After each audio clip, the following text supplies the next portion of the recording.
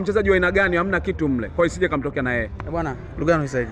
Yanga pia inasemekana wanafanya usajili wa Depo. Yeah, of course ni usajili ambao wa mchezaji Yanga tetesi ambazo zilikuwa nazungumzwa ni usajili wa Depo kutoka pale Angola, lakini yeye anatoka moja kwa moja kutoka Europe, kwa maana Ulaya. Alikuwa yuko Poland Depo. Ni mchezaji mzuri ambaye ninaamini kwa kumtumia Depo Yanga huenda akaongeza kitu. Kwa nini nasema hivyo? Ukiangalia rekodi ambazo alizitengeneza akiwa kwenye timu ya taifa ya Angola, umeelewa? Timu ya taifa ya Angola amecheza michezo 18, ana magoli 19.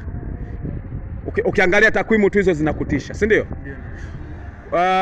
Kuna timu kabla hajajiunga wakati uko Ureno, wakati yuko Angola, wakati yuko Angola kuna baadhi ya timu zilikuwa zinamhitaji Ureno, lakini zilikuwa zinamhitaji kwa sababu wakati anacheza ligi ya Angola alikuwa na matokeo mazuri sana kwenye timu husika. Si unanielewa? Yaani kwenye klabu ambayo alikuwa anachezea alikuwa na wastani mzuri sana magoli. Akajiunga na timu nyingine ambayo ni Petro di Luanda. Akacheza michezo 5 akafunga magoli 2. Lakini akaenda Ureno. Baada ya kutoka Ureno akaenda Serbia. Baada ya Serbia ndo akaenda Poland. Si umenisoma? Huko hajafanya vizuri. Yaani huko alikoenda, kama Yanga wangejaribu kuangalia kuhusiana na statistic au matokeo aliyoyapata akiwa anacheza Serbia, Ureno na Poland, wala sio mchezaji wa kumsajili. Lakini kwa kile ambacho alikifanya Angola, umeelewa? Na timu ya taifa, yani timu ya taifa na kwenye klabu, yani Depo ni mchezaji mzuri sana ambaye ninaamini mwalimu kwa nini amemtaka Depo. Ameangalia mechi za Yanga tofauti. Ni pendekezo la mwalimu. Yani mwalimu Pedro Gonçalves alivyofika tu kwenye makubaliano na nini, wamekubaliana, akasema kikosi umekifuatilia kwa sababu ni taratibu, lazima ufuatilie kikosi na nini uone kikosi kinaendaje. Na baadhi ya video na vitu kama hivyo. Kamuuliza, bwana umeonaje kuhusiana na kikosi? Akasema nimeona ni kizuri.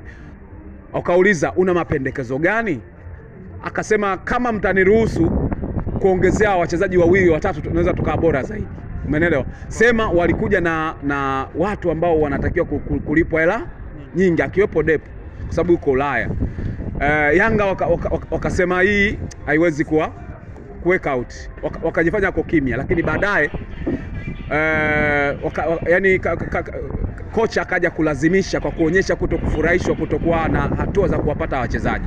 Lakini Yanga inavyosemekana kwamba wakasema tumridhishe mwalimu kwa sababu yeye naamini Depo anaweza kufanya kitu kikubwa, hebu tukamlete. Kwa hiyo Yanga wamepasuka hela, waenda kumleta Depo kutoka Poland. Taarifa mimi ambazo nazijua mimi, Depo anakuja kwa mkopo. Depo? Taarifa mimi ninazozijua, labda sijui mtu mwingine. Depo yani Yanga hawajamnunua Depo. Yanga wamemchukua Depo kwa mkopo. Yani anakuja kwa ajili ya kujitafakari ili baadaye aje kurudi kwenye timu husika, kwa sababu katika michezo 9 kashinda mchezo huu mmoja tu, ndo kafunga goli moja. Umeelewa? Kwa wale bado wana imani naye, ile wanasema ngoja aende kwa mkopo kwa miezi 6, then kama kutakuwa na kitu kingine ataendelea kuzungumza, au mwaka mmoja, alafu ndo ataamua kitakachokwenda kutokea baadaye. Kwa mimi ninachojua ni kwamba Depo anaenda Yanga kujiunga kwa mkopo, sio kwa nini? Sio kwamba Depo Yanga wamemnunua Depo kutoka Poland, hapana.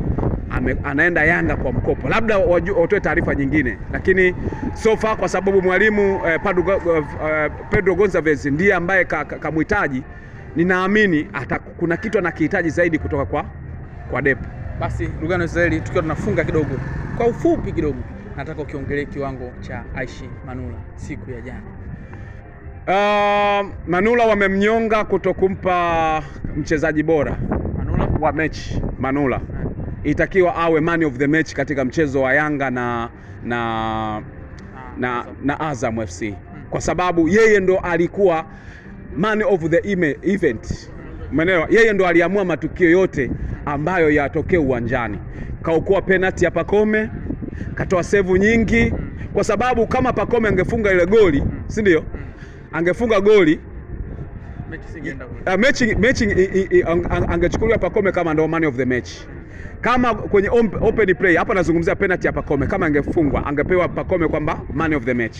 Kama angefungwa yale mashuti aliyopigwa yale, aliyefunga ndo angepewa man of the match. Aliyedaka kwa nini asipewe man of the match? Kwa sababu kasave michomo mingi sana, na michomo mingi ilikuwa inamwelekea nani? Aishi Manula, na sio nani na sio golikipa wa Yanga Msheli, umeelewa? Kwa mechi nzima ilikuwa imemezwa na nani? Na Aishi Salum Manula. Neno moja kwa mashabiki wa Simba, walimtema. Mashabiki wa Simba wale wenye akili timamu, ninaamini watakuwa naumia moyoni kuhusiana na Aishi Manula kuondoka. Na ameondoka Aishi Manula, magolikipa mpaka dakika hii hawajui kwenye mechi inayofuata tarehe 23 hawajui atadaka nani. Watu wenye akili timamu watakuwa najilaumu kwamba tarehe 23 inawezekana mbele ya wanacheza na Esperance de Tunis, si umeelewa? Sasa hivi mashabiki wenye akili timamu mpaka dakika hii wanaomba radhi kimoyomoyo kwa Mungu, kwa Mungu tusamee. Yaani inawezekana laana ya Manula hii ya kumnyanyasa Manula inatutafuna hata kwa magolikipa wetu, na yeye sasa magolikipa wetu wamepata majeraha, yeye ndo wamekuwa wa moto. Huenda huyu angetusaidia, umenielewa? Kwa hiyo hii ni issue nyingine ambayo kwa upande wa Simba walimfanyia unyama sana Aishi Manula. Ikikweli kabisa, unajua hakuna kitu kibaya kama mtu anakupa chakula kitamu lakini huko ndani yake kina sumu. Sio, unanielewa? Yaani mtu anakupa chakula kitamu lakini ndani yake kina sumu. Unajua ni madhara yake ni nini? Yaani anakuua huko, anakuchekea usoni. Manake Manula wakati huko Simba hawataki kumtoa kwa mkopo au kumtoa sehemu yote aende, ila wanataka abakie kwenye timu, manake achezi, manake ni huko kule ni kuua nini kipaji chake. Bahati nzuri amemaliza kenda Azam na mambo yameenda kwa mazuri, anawaonyesha sasa mlichokuwa nakifanya. Mungu ni mwema na yupo mbinguni, amejibu maombi ya Manula. Basi nikushukuru sana. Asante sana.